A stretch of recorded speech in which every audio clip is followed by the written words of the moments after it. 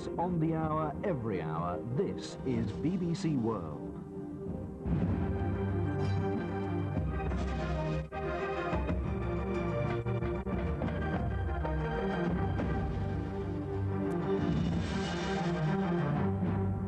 Welcome to BBC World News. I'm George Eakin. The headlines: reports from Belgrade say NATO has destroyed one of President Milosevic's homes in the city. The president and his family were not inside the building at the time.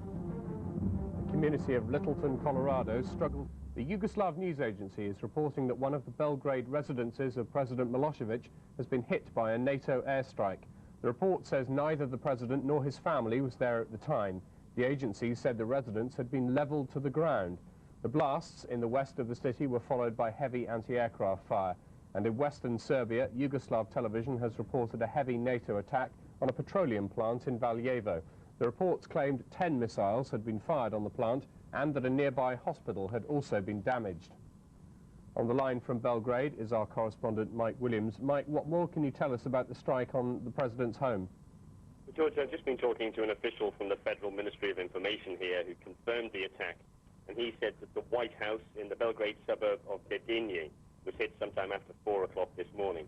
He said that Mr. Milosevic and his family weren't so stupid as to have remained at such a well-known site. We know the Yugoslav president has another more modest home nearby. This is the White House, the official residence that you're seeing now, which is where he meets visiting dignitaries. Although we're still unsure as to where the first family of Yugoslavia has been spending its time in this past month of airstrike. Well, NATO has said, of course, that the president spends every night in a different bunker. Will this be seen by Serbs as a sign that NATO is targeting the president personally? I think, given the fact that this is an official residence, that this is, as I said, where he meets dignitaries, this is not where he and his family have their home. My guess is the understanding will be that this strike serves a similar purpose to the one on the tower block in Belgrade 2 nights ago.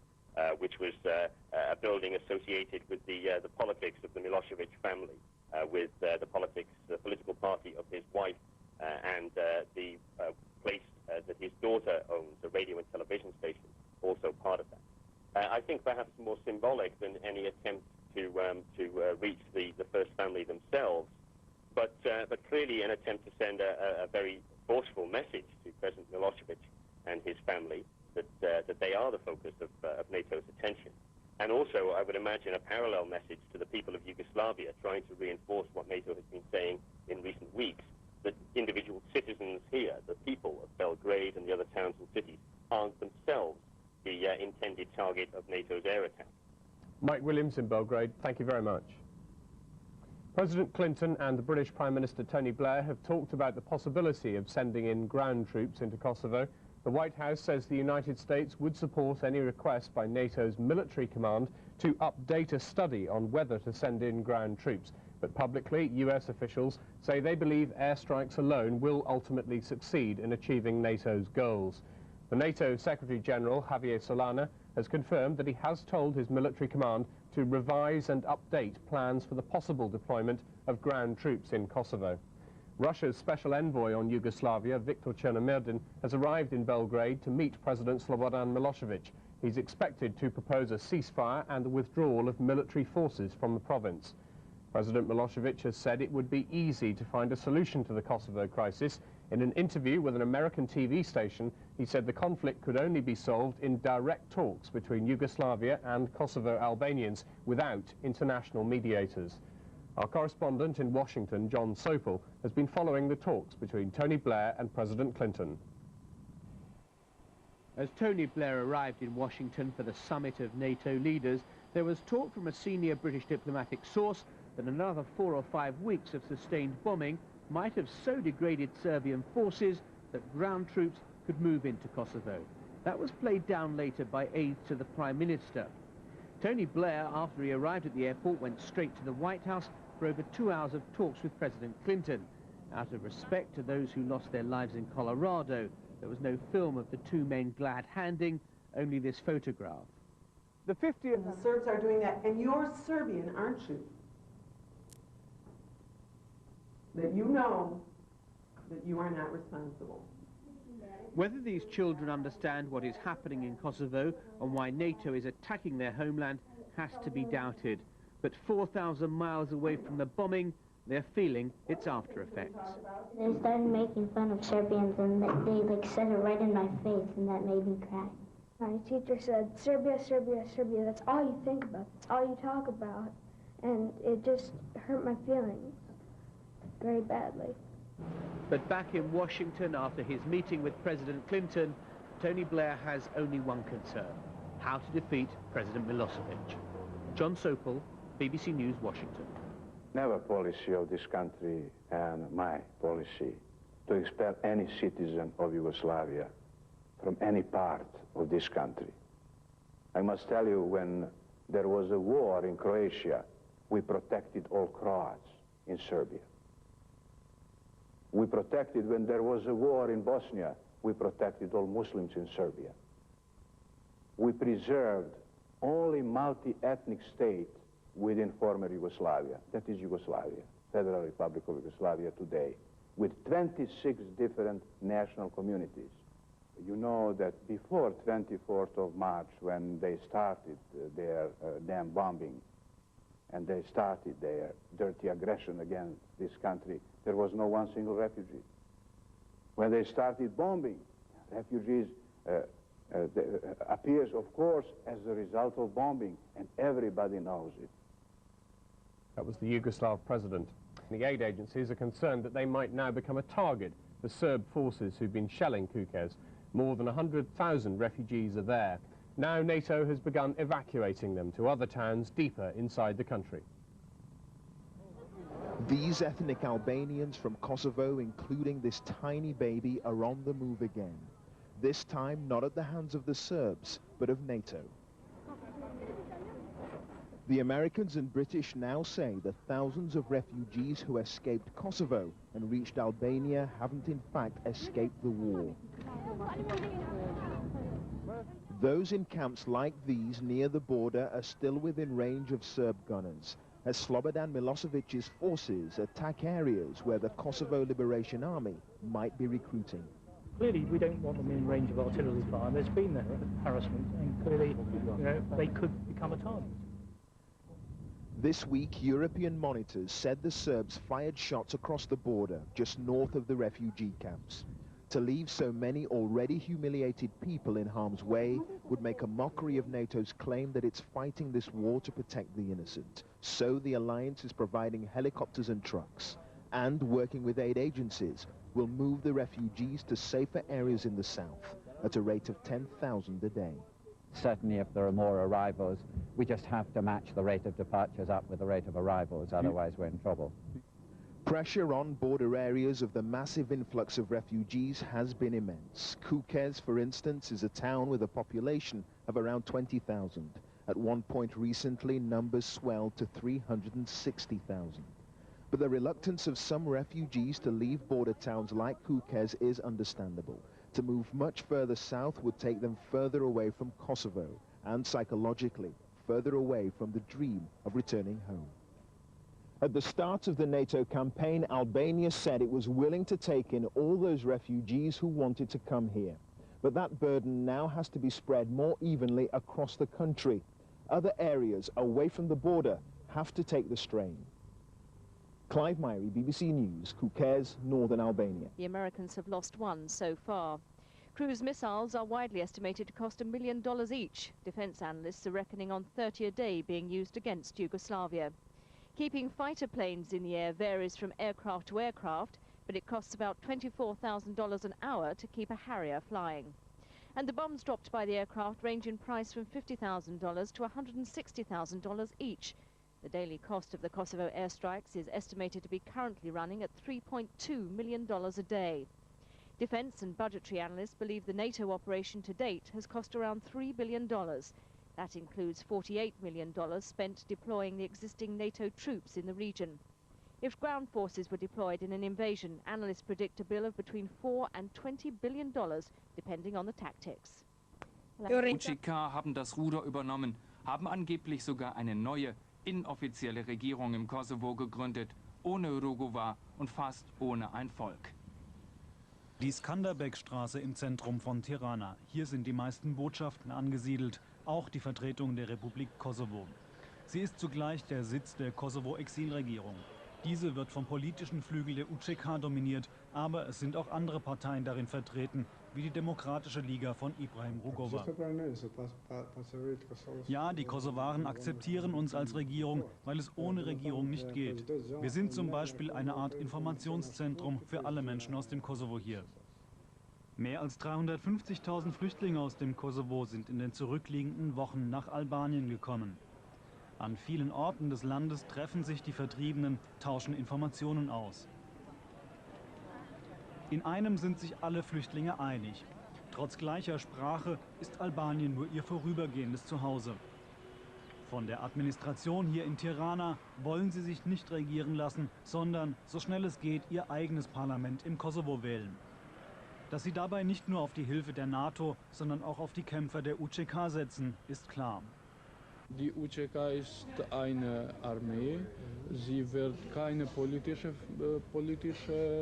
Funktionen führen, sondern sie wird eine Armee des Volkes Kosovo, nicht nur des albanischen Volkes, sondern der Völker, die in Kosovo leben, sein. Doch noch ist jede Aussicht auf ein autonomes Kosovo mit einer demokratisch gewählten Regierung weit entfernt. Noch müssen sich Hunderttausende von Flüchtlingen mit der Unterbringung in Lagern abfinden. Piove sempre, questo è un annuncio che mi hanno chiesto di fare e lo facciamo molto volentieri. Comunque da qui oggi sono partiti 10.000 persone, negli ultimi 2 giorni 21.000, vedete si svuota. Questa signora, come potete vedere, sta partendo. Dove andrà, signora? Kudo shkoni? S'dima zvet kudo shkoni. Nemmeno noi lo sappiamo dove andiamo. Sa dove dormirà questa notte? E dini kudo flini sonte? Sonte në Kerr të flini. Stasera dormiamo in macchina. Lei è contenta di andarsene da questo posto che in realtà... Jeni I kënaqur që do ikni nga ky vend? Jo, as pak. No, per niente. Se po ikmi piktuit, po na duket se shumë po largohemi Se andiamo da qui sembra che ci allontaniamo dal nostro Kosovo. Quindi ha paura di lasciare... Pra keni frikë që ta lini... Shumë kem frikë, ma shumë kem frikë tash se Abbiamo kur jemi tanta paura, ci sentiamo peggio adesso che la prima volta che siamo venuti qui. Cioè, preferirebbe restare qua piuttosto che... Do kisha dëshirë të rije andare in këtu, un campo më tepër meglio se të attrezzato. ikje në një Ma vend shumë tjetër. do kisha dëshirë të rija këtu se do ikja dika tjetër. Volevo Ma, stare Kosovës. qui per essere più vicino al Kosovo. Capisco. Le storie sono molto simili oggi, nessuno se ne vuole andare, i trattori li devono depositare là dietro e devono andarsene con i pullman. Comunque non è che qua non ci siano più profughi, perché tutte le case ne sono piene, quindi prego la regia di mandare in onda un servizio girato proprio l'altro ieri a casa di un signore albanese, molto ospitale, e come lui ce ne sono migliaia qui. Ecco, Kukes è laggiù. Alle nostre spalle il confine serbo, e qua vedete Campagna, è un paesino vicino a Kukes questo, e in ognuna di queste case sono ospitate più di una famiglia di kosovari. La gente del villaggio e la gente di tutta questa zona ospita gratuitamente, naturalmente, migliaia e migliaia di persone. I calcoli dell'Alto Commissariato parlano di 50.000 persone ospitate nelle case. Ecco, il signor Shamshim Mushmata qua ospita 16 persone nella sua casa. Ci fa strada, guarda, bambini, tantissimi bambini. La signora. Sono ospiti kosovari, sono arrivati qua 3 settimane fa. Entriamo. Da 28 anni che lavoro in Slovenia come muratore. Abbiamo cominciato a avere un po' di soldi per vivere un po' meglio, però adesso è tutto bruciato. L'ospite dov'è, il signor Musmeci? Volevo chiedergli come mai lì sta. Eccolo qua. Ecco qua il signor Musmeci. No, ma stia pure seduto. Come mai ha deciso di ospitare 16 persone in casa sua? 16 persone në shtëpinë tuaj. Po këto sigurisht nga dogana. Come sono arrivati da Maurina, li abbiamo visti a Kukës nei trattori. Li ho presi a casa mia e gli ho detti: se vi piace come viviamo noi, potete vivere anche voi qua, insieme a noi.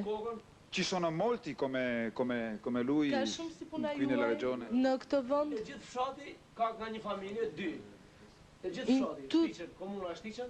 in tutta la comuna di Sticen, che si chiama questo posto, c'ha una o 2 famiglie ospitate a casa loro. Quindi ogni famiglia di questo villaggio ospita 1 o 2 altre famiglie di profughi e li fa vivere in maniera più che decente, con un'ospitalità straordinaria, direi. La signora è la moglie del figlio, lui invece è il padre del padrone di casa, e qui c'è la signora che ci racconterà, la più anziana, la moglie del servizio, montato da Leonardo Sporoni, come tutti gli altri servizi di oggi, tra l'altro. Distribuzione del pane, code enormi, abbiamo trovato una testimonianza molto importante. Vi hanno chiesto soldi alla frontiera? Did they ask you money at the border? Yes, in one moment one soldier came and Sì, ad un certo punto un soldato è venuto e ci ha chiesto se avevamo dei soldi. Gli bastavano 10 o 20 dinari. Penso che fosse un soldato semplice. Abbiamo visto i paramilitari, ma lui era solo un soldato. Soldier, but he wasn't paramilitary. He said, Ha detto che suo padre lo stava aspettando in un luogo lì vicino e aveva bisogno di 50 marchi per scappare con lui, ma non so dove. 50 Deutschmarks. Quindi questo dimostrerebbe il terrore che anche i soldati serbi d'altra parte stanno vivendo in queste ore. So he was not cruel to you, he was not sadistic like many other ones. No. Non era crudele. Ci ha parlato gentilmente e non ha neanche cercato i soldi con la violenza. Il ragazzo con cui abbiamo appena parlato è uno studente al terzo anno di psicologia a Pristina, non vuole farsi vedere in faccia perché ha molta paura, i suoi sono ancora dall'altra parte. Io non so cosa voglia dire questa testimonianza, però secondo me è abbastanza interessante, appunto, che ci sono soldati un po' più umani che hanno paura, chiedono la carità ai profughi, immaginatevi, per poter scappare anche loro da quel fronte maledetto, da quel luogo bagnato di sangue. Comunque, sempre per capire cosa succede di là, questo ragazzino ci ha scritto una lettera ieri e oggi l'ho tradotta assieme alla nostra Anila Citosi. Leggila. Allora, una storia indimenticabile. Mio padre è andato a fare la guerra, ha combattuto 3 mesi contro i serbi, poi è tornato a casa a riposare, dopodiché ha riunito il villaggio per ritornare in montagna con quelli che volevano seguirlo. Sì. Il 3 aprile 99 la polizia ha bruciato tutti i villaggi e ha cacciato tutti dalle loro case, dicendoci di andare in Albania dai nostri fratelli perché dicevano che casa mia è Serbia. Quando siamo arrivati in Albania siamo andati a Kukos, sperando di tornare il più presto possibile a casa mia, nel Kosovo. Ecco, avete sentito, si capisce molto, appunto, suo padre è andato partigiano, ci sono combattimenti, questo in parte potrebbe spiegare la crudeltà di queste persone, insomma, e comunque che dicono appunto a lui che casa sua è Serbia, lui non ci può tornare. Le storie sono così, ma è difficile, guarda, io ho chiesto a quasi tutti quanti perché, come si spiegano che i serbi si comportino in questo modo, e loro dicono semplicemente noi eravamo più ricchi e loro erano invidiosi di noi, oppure che sono cattivi, cioè è difficile, guarda. And now they're waiting in Bonn at the offices of an Albanian organization to be taken to Kosovo. It will be some time before they can leave. For the moment, just 2 persons that going to leave from Germany, but we are going to wait for some other volunteers. When we will arrive in Albania, there is someone that is going to meet us in Albania, and from there, that's up to them where we are going to go. They're being looked after by members of the Democratic Union of Albanians in Germany. In addition to providing food and lodging, the organization also takes care of transport costs. But its members remain guarded when asked about their cooperation with the KLA or the recruiting of volunteers to go and fight. Just a few days ago, the KLA appealed to young men, especially those that have no work, to come back as volunteers. People pick that up on Albanian television. There's very little we can do. Our main task in the region is to provide humanitarian support. But according to research by Balkans experts like Stefan Lipsius in Munich, the KLA relies on organizations like the DUAG for its recruiting. It's simply the contact address. It's where people are registered. They're given more information about how to get to Kosovo. Buses are organized for group transport, but they also get tips on how to get to Albania on their own. However, the Democratic Union is openly collecting for the war effort.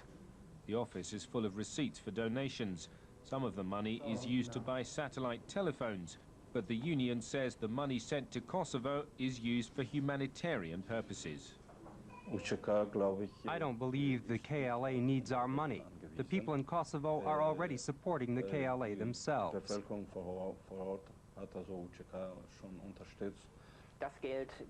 The money goes directly to the KLA and they have full access to it, to buy weapons and other such things. It may look very much like the KLA is receiving support from Albanian organizations in Germany, which is against the German constitution. However, the German authorities have so far been unable to prove that they're doing anything illegal. And so to Ibrahim Rugova, a negotiator on behalf of his people, or a traitor who, by talking to Milosevic even under duress, has sold them out. Come an acceptable settlement for Kosovo, would he still have a role to play? In this report, we assess the character of a man who once had a genuine democratic mandate to govern Kosovo's Albanians. The dictator and the Democrat on the 1st of April. Ibrahim Rugova shakes hands with his people's oppressor. A few days earlier, Rugova had said he would support NATO attacks against Milosevic's forces. Here, he said he opposed the attacks. Rugova's supporters say the meeting was staged for Serbian television and that Milosevic is holding Rugova hostage, forcing him to follow a script authored by Serbian propagandists in their media war against the NATO alliance. 2 weeks later, the scene is repeated, this time with Serbia's president, Milan Milutinovic. For the Serbian leadership, the political leader of Kosovo's ethnic Albanians is a useful propaganda tool. He continues to live in the Kosovan capital, Pristina, under house arrest. We have learned that his house is permanently occupied by Serb security forces. His family is able to live only on the first floor of that house. He has no freedom of movement, but has to report to the local police station several times a day. Ibrahim Rugova was a student of literature before he became a politician. In 1992, Kosovo's Albanians elected him their president by an overwhelming margin. Serbia refused to recognize the elections, but Rugova continued to organize resistance. Outside of Kosovo, he cultivated contacts and rallied international support for his people. At home, he tried to organize an independent school system and build up a separate civil administration, all in the face of daunting odds and fierce Serbian opposition. This is how he formulated his political credo.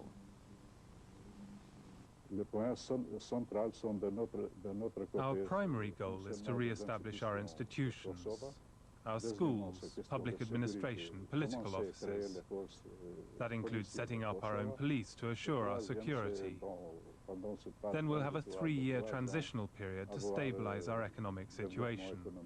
At the end of all that, we'll face the question of independence. That's something our people will have to decide. Whether Kosovo's ethnic Albanians still support Ibrahim Rugova has become unclear. In war, people rally behind military leaders. The time for Rugova, the pacifist and moralist, has for the time being passed, and the role of providing leadership has moved on to those who conduct politics by other means. And Skanderbeg Street in the heart of Tirana. Many of the countries which maintain diplomatic relations with Albania have their embassies here.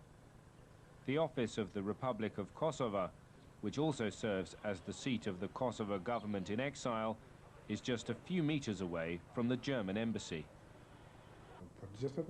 We're accepted here as a government because without a government, nothing would be possible. For example, we serve as an information center for all the people who've come here from Kosovo. The past 4 weeks have seen more than 350,000 refugees from Kosovo pour into Albania. Right across the country, exiles meet and exchange information. Cafe Nicolino is one such meeting place. Here we found Mohamed Kastrati, who fled his home in Peja in southwestern Kosovo. There is a Kosovo government here. There is one, and it's functioning. The important thing now isn't who is on top in politics. The important thing now is peace and freedom for Kosovo itself. The Kosovo Liberation Army is a fighting force, and it must have an army's discipline. Political questions must be decided by other people. The refugees want to go home. Even though they share language and culture with the Albanians, Kosovars don't want to be governed by Tirana. They want their own parliament in Kosovo as soon as possible. They know they can't remain dependent on NATO and the Kosovo Liberation Army to achieve that goal. The KLA is an army, and it will not be performing any political function. But it will be the army of the people of Kosovo, not just the Albanian people in Kosovo, but of all the people living in Kosovo. Previous days, NATO's strike against a city tower block fit the same pattern. The prestige building contained both the executive offices of the ruling Socialist Party and a radio station owned by the president's daughter. Her father's government-owned villa, once the home of communist ruler Marshal Tito, is in ruins. The Milosevic's bedroom, as well as their living and dining rooms, reported to be amid the rubble. NATO's justification it was a command and control center was angrily refuted by the authorities here. There were no single elements of so-called or alleged command and control centers. No single piece of wire, no single button. Safe at his other official place of work and rest, the White Palace, President Milosevic welcomed new Russian troubleshooter Viktor Chernomyrdin, Moscow's new point man on the Kosovo conflict. Russia is stepping up mediation efforts. Earlier this week, President Milosevic hosted Russian Patriarch Alexei II. Both countries share political and religious ties, but the Russian position appears to be more balanced now than at the start of hostilities. Not only did the head of the Russian church call for NATO to stop the bombing, but he also urged Yugoslavia to end violence in Kosovo. This latest Russian diplomatic initiative is likely to follow a similar track. The new and perhaps more... Foreign Minister Kamal Kharadze met the German Foreign Minister Joschka Fischer for talks on Thursday. The 55-nation group has offered humanitarian aid to the mainly Muslim ethnic Albanian refugees. The meeting was an effort to improve on bilateral relations.